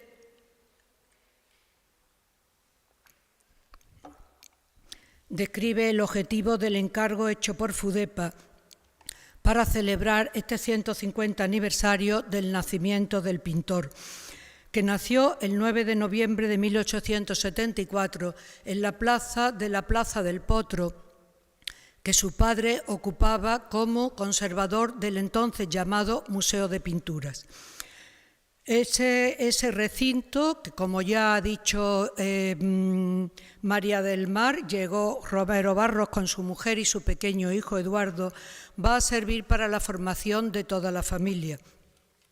Apropiación, tópico y realidad, 3 conceptos que nos servirán para aproximarnos a la vida y a la obra de Romero de Torres, desde la experiencia que nos dan los años de investigación sobre el maestro y su familia y el haber conocido la responsable entre 1991, cuando se anexiona al museo la colección Romero de Torres, y 2012, cuando me jubilo como directora del Museo de Bellas Artes, aunque estuve vinculada a dicha colección desde su adquisición por la Junta de Andalucía en 1988. 24 años en los que el conocer al hijo y las 2 hijas de Julio y a su sobrina Carola y a María Teresa López, su emblemática modelo, y también a algunos de sus vecinos de la Plaza del Potro han permitido un acercamiento a la persona y al pintor, pero también a muchos de los objetos que rodearon su vida cotidiana en su casa y en su estudio. Y parte de esa experiencia la compartí con José María Palencia, que hoy también nos acompaña, y como María del Mar, porque fue la primera persona a la que le encargamos desde el Museo de Bellas Artes la revisión y el inventario del archivo de la familia Romero de Torres, la parte que había conservado la familia, porque otra parte importante del archivo se conservó adscrita al Museo Julio Romero y hoy se conserva en el Museo Municipal de Córdoba, cuyos 2 responsables nos acompañan también esta tarde. Gracias a Enrique y Ana por lo que me habéis ayudado y por estar esta tarde también aquí. No podemos olvidarnos que hay una aproximación al hombre y al pintor desde 2 realidades indisolubles que nos servirán para este análisis. Romero de Torres produce interés y rechazo desde primera hora. Bueno, yo voy a ir poniendo las imágenes, aunque vaya hablando en paralelo, sin pararme a explicar muchas, porque creo que quedan suficientemente explícitas con lo que podéis ver en pantalla. Produce un interés o un rechazo, pero casi nunca produce indiferencia. La primera de las premisas del enunciado, la apropiación, tenemos que decir que durante décadas se ha hecho del pintor desde varios aspectos. Desde un régimen político que ni siquiera él llegó a conocer, pues falleció 6 años antes del levantamiento militar que dio origen a la Guerra Civil. Y también desde algunos investigadores que veían en el maestro casi exclusivamente al manido tópico de la mujer, pintor de la mujer morena, asociándolo a unos conceptos y criterios artísticos que también estaban muy alejados de la realidad, mientras otros relegaron su obra al olvido o al desprecio, sin llegar a analizar su formación y el concepto de la pintura, que dio como resultado una singular producción fácilmente identificable casi a primer golpe de vista. El tópico del pintor de la mujer morena, con los ojos de misterio y el alma llena de pena, popularizado a partir de 1978 por Manolo Escobar, nos va a contribuir también a pensar que llegó a desacreditar a un pintor que, alejado de lo que se había venido considerando, no tuvo maestros ni influencia. Basó su formación pero sin embargo, basó su formación en los orígenes del arte clásico, la pintura renacentista y barroca española e italiana, las enseñanzas de su padre Romero Barro y de sus hermanos mayores. Además de lo aprendido en las salas del Museo de Pintura, el actual Museo de Bellas Artes, en el que nació, se crió, aprendió los rudimentos básicos de su profesión, vivió con su familia y murió. Y también trabajó en el museo como ayudante de su padre en algunas tareas de restauración, igual que también restauró algunas cosas en la mezquita catedral. Uniendo a todo ello lo aprendido en los viajes realizados, al menos desde 1903, los museos visitados y a los artistas e intelectuales que fue conociendo. Por ello, la realidad a la que hemos de enfrentarnos al hablar del pintor es bien distinta y, afortunadamente, en los últimos años las investigaciones se han ido acercando al conocimiento y a la aproximación de una realidad que a mí me interesó desde el principio, más por esta referencia que por concretar datos, nombres y fechas que sin duda son necesarios y también importantes para algunos de los investigadores que lo han tratado. Pero siempre preferí profundizar en qué lo había llevado a pintar como pintaba, a cambiar de estilo, a qué pintores o movimientos artísticos le habían influido y también a partir de ahí acercándome al estudio de su familia y sus amigos en Córdoba y en Madrid, he intentado un acercamiento desde una perspectiva personal al hombre y al pintor, al hermano, al esposo, al padre, al tío y al amigo, que me han ido permitiendo todo ello conocer mejor al pintor, al artista que refleja en sus dibujos, carteles y pinturas dos temas preferentes basados en la mujer y en su peculiar interpretación plástica de la ciudad de Córdoba. Bajo estas premisas nos iremos acercando, pero empecemos a la inversa, a la realidad de un pintor que muere en su casa, en la misma casa que nació, el 10 de mayo de 1930. Una realidad que conocemos con algunas imágenes que ya se pusieron el otro día, como ese dibujo de El descanso, pensando el 1 de mayo, dibujado por Romero de Torres en la temprana fecha de 1895 y que ilustra con un obrero sentado descansando en el pollete de un edificio, mientras que delante tiene un canasto, posiblemente con la comida, para aprovechar esa hora del descanso. Conociendo una realidad que lo acerca a la Asociación Obrera Cordobesa, la Caridad Sin Límite, esa última coletilla del Sin Límite parece que se le añade su buen amigo, en realidad amigo de toda la familia, Ricardo de Montis, que une en una compacta trayectoria social y de intereses humanitarios a toda la familia Romero de Torres, partiendo desde su padre, por una asociación que había sido fundada por el conde de Torres Cabrera y que se vincula fundamentalmente con objetivos humanitarios y benéficos para enseñar a leer y a escribir a los hijos de los obreros, porque ya ellos pensaban en la última década del siglo XIX que si unos chavales o unos niños sabían leer y escribir, tendrían una mejor perspectiva de futuro y podrían conseguir un mejor trabajo. No podemos olvidarnos de la fecha de la que estamos hablando. También esa asociación, y ese tema lo estudio en un artículo que va a salir en la primera semana de diciembre, en la revista de Historia del Arte de la Universidad de Córdoba, hay un detalle muy curioso que también lo vincula con ese sentido de humanitario que la familia siempre tuvo. Uno de los objetivos de la Asociación Obrera Cordobesa La Caridad Sin Límite fue también que hubiera un médico para atender a las mujeres. Un momento, que voy a decir exactamente la frase. Para asistir gratuitamente a las mujeres de los socios que estuvieran enfermas de la matriz. También es importantísimo pensar que en 1895, al menos es cuando se recoge en una publicación este dato, ya hubiera personas en Córdoba que tuvieran una preocupación por una enfermedad específicamente femenina y, por lo tanto, también una preocupación por la salud de esas personas que, sin duda, eran las menos favorecidas de la sociedad. Un compromiso social que, como ya vimos, lo lleva a acercarse a la Casa del Pueblo. Y tenemos en pantalla varias imágenes. Una de la fachada y de la Casa del Pueblo. Hay un error en la primera fecha que pone arriba, donde en dos de los documentos de periódicos que están marcados con una flecha aparece el nombre del maestro, tanto como su asistencia a los actos posteriores a la celebración de la inauguración, posiblemente porque a la propia inauguración no asistió porque su estado de salud ya era un poco complicado.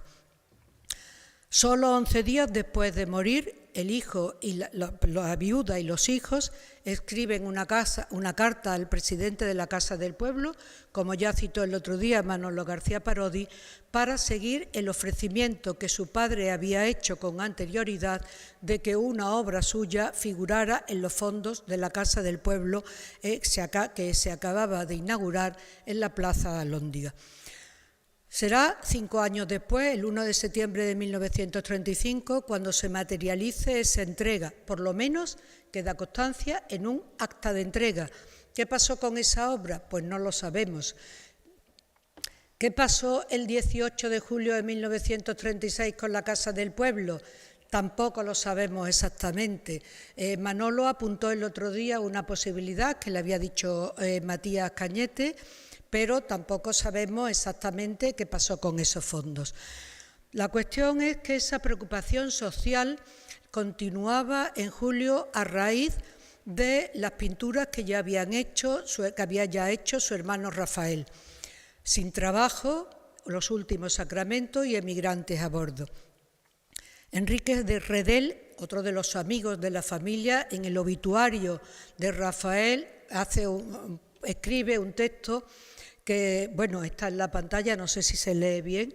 Sin trabajo, pintó sin trabajo, que como antes de morir se entregó a la contemplación y práctica de las doctrinas de Jesucristo, halló con los últimos sacramentos las esperanzas de mejor vida y que más que se ha ido buscando patria a la gloria eterna, haciendo un símil entre las circunstancias de los últimos días de Rafael y los títulos de 3 de sus obras más significativas. Obras que sin duda influyen en su hermano cuando se presenta a la convocatoria que la Real Academia de Bellas Artes de San Fernando hace en 1899 para el concurso para obtener una beca para la Academia de España en Roma con el tema y el título fijado de La familia del anarquista el día de su ejecución. En pantalla tienen las obras que con ese título presentan Eduardo Chicharro, Fernando Álvarez de Sotomayor y Manuel Benedito. Las 3 obras, Julio se presenta también al concurso, pero no fue aceptada, ni lo premian ni lo seleccionan. El ganador es Chicharro, el segundo es Manuel Benedito, y a Fernando Álvarez de Sotomayor, como premio de consolación, le conceden la beca de arquitectura que estaba vacante, que cuando menos es curioso que a un pintor le conceda una beca adscrita a la disciplina de arquitectura. A ese concurso, como decía, se presenta Julio, pero él siempre con la singularidad que lo caracteriza, pues pasó olímpicamente del título que el jurado y la convocatoria había puesto y llamó a su obra Conciencia Tranquila.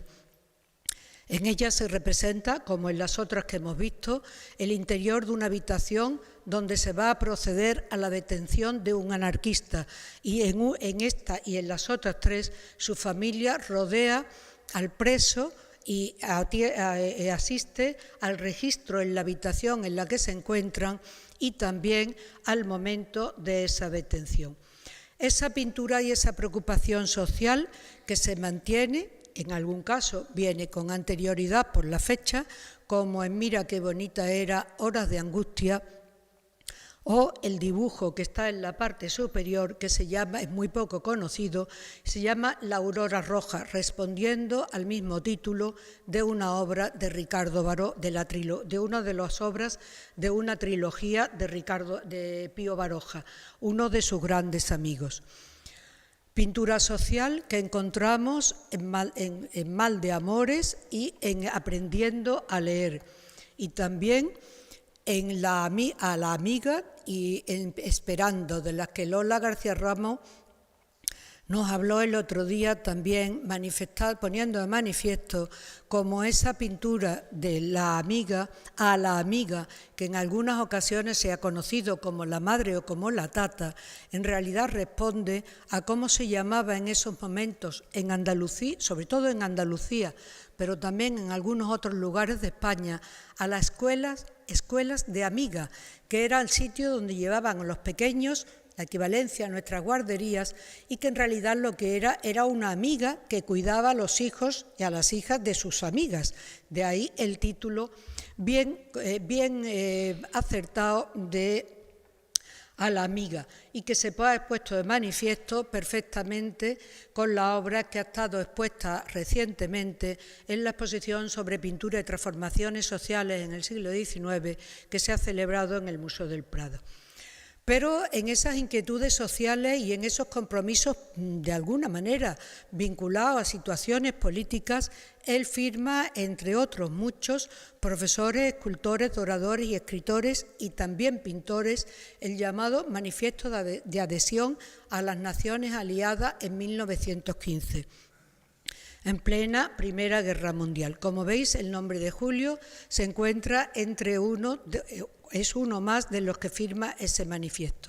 Pero también pone su apoyo a la solicitud de indulto al rey cuando se pide que se indulte a un reo que se llamaba Pascasio Ruiz, condenado a muerte en 1918, del que también nos habló Manolo.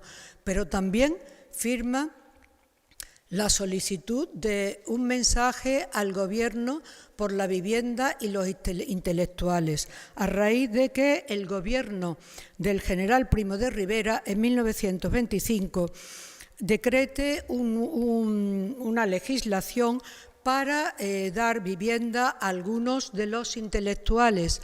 Se estaba retrasando, parece que el tema de los retrasos en la vivienda no es nuevo de estos días en la prensa ni en la vida cotidiana, que viene al menos con esta constancia desde 1918, como podemos comprobar, y le escriben al presidente del Consejo de Gobierno para que, con centenares de firmas, entre las que estaba también la de Romero de Torres, la Asociación de Escritores, Artistas, la Colonia de la Prensa, el Círculo de Bellas Artes, la Previsión Periodística, la Sociedad de Autores, el Sindicato de Autores y cientos de personas, junto con algunos miembros de la nobleza, reclamando la aceleración de la entrada en vigor de ese decreto.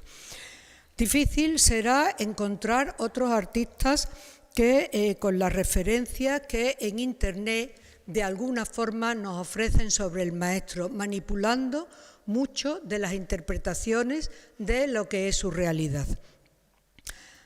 Dibujos como los que vemos en pantalla, bastante desconocidos, algunos que se conservan en los museos de Bellas Artes y de Julio Romero de Torres de nuestra ciudad, junto a carteles para la Feria de Córdoba, que de 1902 y de 1905, los de los extremos y el central, que es el original para luego ser impreso, de un boceto para un cartel que debió estar vinculado con una corrida de toros, puesto que el fondo con la bandera de España y el escudo de España en la parte del recuadro así nos lo hacen pensar. Sus viajes, como se ha dicho, desde el primero que tenemos constancia en 1903 al norte de África, no solo nos deja una maravillosa foto de Julio vestido a la usanza árabe, sino, como vemos ahí, está rodeado de Benigno Íñiguez y de algunos de los amigos que también lo acompañaron en ese viaje. Pero nos deja también algunas pinturas y algún dibujo que ponen de manifiesto cómo la realidad de la obra de Romero de Torres es bien distinta a la que se venía pensando. Una realidad es también que pinta como sus contemporáneos,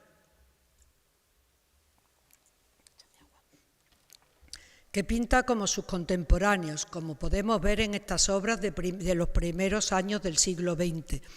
Pinta como sus contemporáneos en un sentido del luminismo y de las trazas y de la forma de la pincelada y de encajar las figuras en buena medida en espacios con naturaleza en el entorno. Muchas de ellas, como las que hemos visto con anterioridad, o 3 de estas 4, en el propio jardín de su casa de Córdoba, o en plena naturaleza, como la de las aceituneras. Pero la realidad es que tiene influencias de otros muchos artistas y no es un maestro que surja por generación espontánea, que se ha venido diciendo por algunas personas, algunos investigadores y algunos eruditos desde hace muchos años. Eso no es cierto y lo hemos podido comprobar en los análisis que hemos hecho de su obra y de la documentación conservada en su casa. Y José María y yo recordamos con emoción muchas veces cómo nos fuimos encontrando ese álbum que nosotros titulamos Álbumes para ejercicios de inspiración, en donde la familia Romero de Torres había dejado dibujos, fotografías y grabados que sirvieron de inspiración para algunas de sus obras. En este caso, la pintura de la alegoría de la escultura del Círculo de la Amistad, que reproduce el relieve de la glebe de Menier, y también el grabado la cabeza de esta joven, que es la Gibson Girl, que es el modelo de belleza femenina en los primeros años del siglo XX en Estados Unidos. Una realidad que tiene otras influencias también en composiciones como Noemí y sus hijastras, o Noemí y sus nueras, o Noemí y sus hijastras, que de igual manera se conoce, que se basa en una reproducción de un grabado que de la Biblia de Gustavo Doré, publicado a mediados del siglo XIX. Influencias internacionales que vienen también precedidas por el orientalismo que inunda el arte europeo en esos primeros años del siglo XX. Como veis, esta es la realidad de Romero de Torres, no es la realidad que nos han pretendido hacer ver. La realidad también es un enfrentamiento durísimo a las pinturas de prostitución, como habían hecho otros de sus contemporáneos.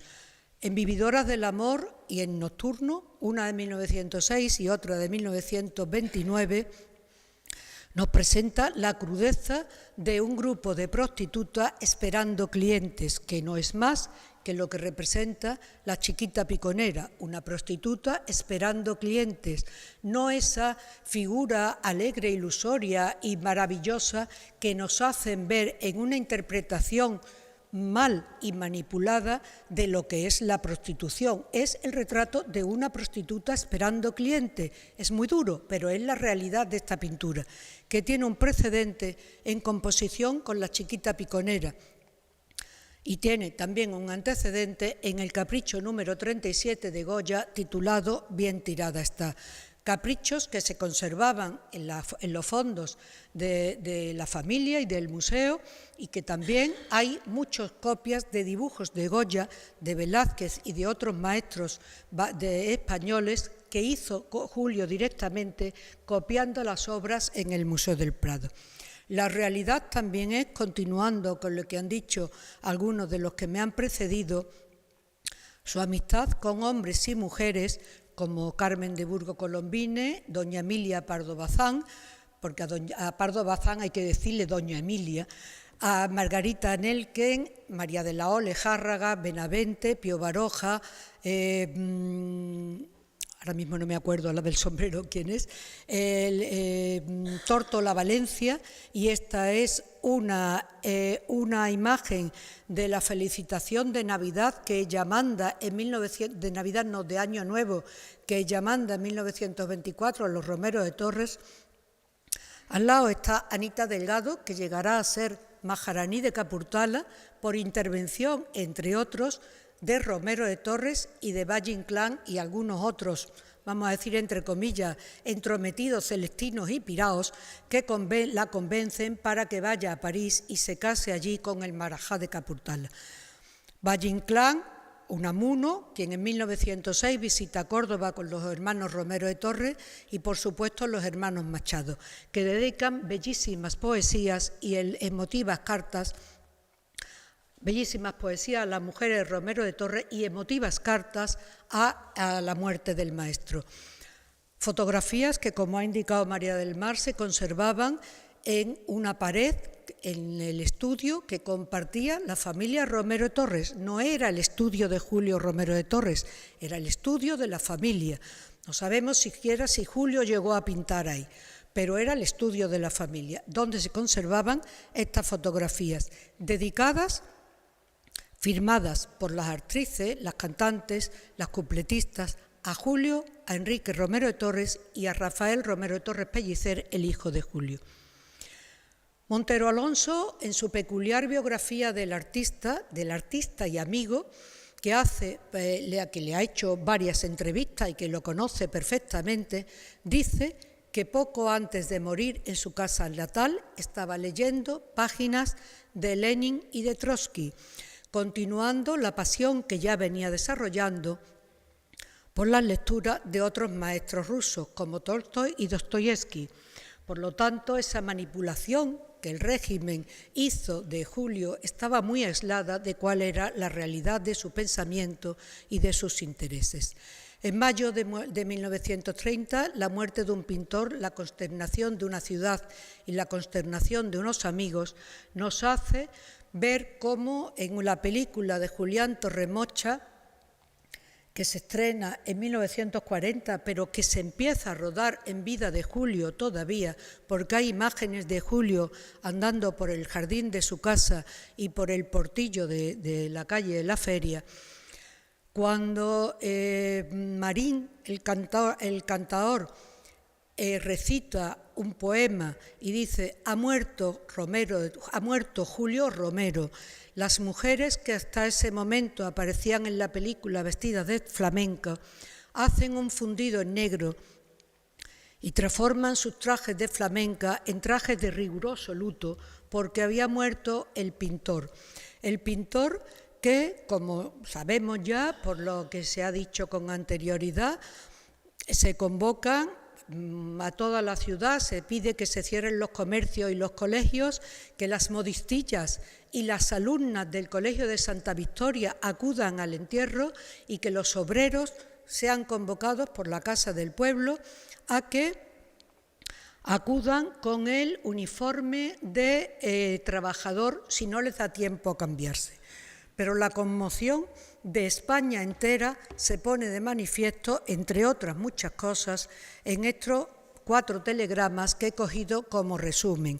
Entre ellos, el de la hermana de Valle Inclán, que se encontraba de viaje y no pudo hacerlo directamente, el de Carmen de Burgos, que dice: lloro con vosotros, Carmen Burgos. Sin más, no puede ser algo más emocionante y más escueto como pésame el sentimiento de dolor que le produce la muerte de su amigo. También el de Margarita Nelken y también el de otro personaje que a muchos de los aquí presentes les interesa especialmente, y es el telegrama mandado por Eloy Vaquero. La realidad es que sigue teniendo influencias, como en esta Piedad de Enguerrand-Querton, que se conserva en el Museo del Louvre y cuya postal se conservaba clavada con una chincheta, como demuestra una fotografía en el estudio de Romero de Torres en el Museo de Pinturas. De esa obra del Museo del Louvre, él hace un dibujo y de ahí sale la pintura de la Gracia. Dentro de todas esas imágenes, que solamente vamos a ir pasando, hay intereses muy variados, intereses entre la ortodoxia y la heterodoxia, retratos familiares, retratos de toreros, utilización de la mujer pintada, utilización en el buen sentido de la palabra, de mujeres pintadas con elementos puramente masculinos, como ha puesto María José en el cartel de la mujer con pistola o en la niña torera.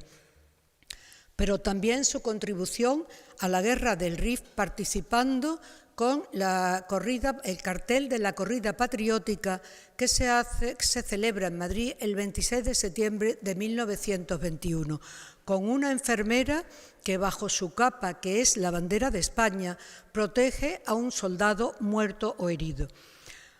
Enfermera que transforma unos años más tarde en los que se llamaron telegramas de lujo, que es algo muy desconocido y que Telégrafos y el Ejército Español encarga a diferentes pintores españoles para mandarlo en situaciones muy ocasionales, como este del 8 de diciembre de 1926.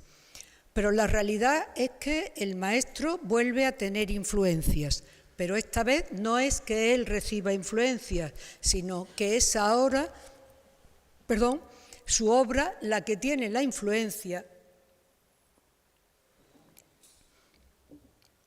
en una serie de personas que procedieron a la quema de la casa del chalet de los Lucas de Tena en la avenida de la Palmera en Sevilla y que quemaron la casa y la intención era con todo lo que había dentro. Sin embargo, hubo alguna persona de las que estaban procediendo al acto vandálico que reconoció la obra, la consagración de la copla de Romero de Torres y pidió que se sacara y se salvara de la quema porque era una obra del maestro Romero de Torres. De nuevo, eso lo vincula con esa idea de que los obreros habían tenido una especial vinculación con la familia y con la obra. De la realidad pasamos al tópico y no se preocupen porque el tópico y la apropiación son mucho más cortos. El tópico que nos lleva a, basándose en la chiquita piconera, a la morena de mi copla, a Pintó la mujer morena y a esos discos de Manolo Escobar, como habíamos dicho antes.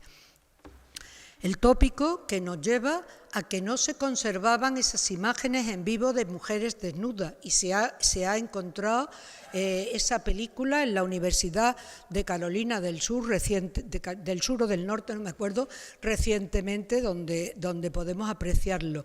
Al tópico de María Teresa López, que no de la chiquita piconera, que vivió el resto de su vida con esa especie de losa sobre su cabeza de haber sido la modelo que posó para el pintor, hasta el punto de una manipulación que a mí al menos me parece indecente, y así tengo que decirlo, de ese libro de la mujer morena, escrito por una periodista que ahora sale mucho en televisión, que lo que hace es inventarse. La verdad es que la creación es libre, pero se inventa una historia de amor entre Romero de Torres y María Teresa López, que huyen al norte de África y que tienen un hijo en común. A mí me parece indecente hacer una manipulación de esa manera de la vida real de un pintor. Pero al lado del tópico también está el kitsch, ese grupo del Museo de Cera de Madrid, esa jarra de un bar de Córdoba, esa obra de Fuensanta hecha en punta de cruz o esa cartera hecha como un guadamecí. Una contribución involuntaria al tópico que tendrá muchas de sus obras de la época más conocidas y más características, que algunas también hemos visto aquí, por eso no nos vamos a detener, aparte de por la hora. Y ya para terminar, apropiación que yo he querido combinar con desapropiación, porque el otro día, cuando le comentaba a mi amigo Joaquín que iba a dar una conferencia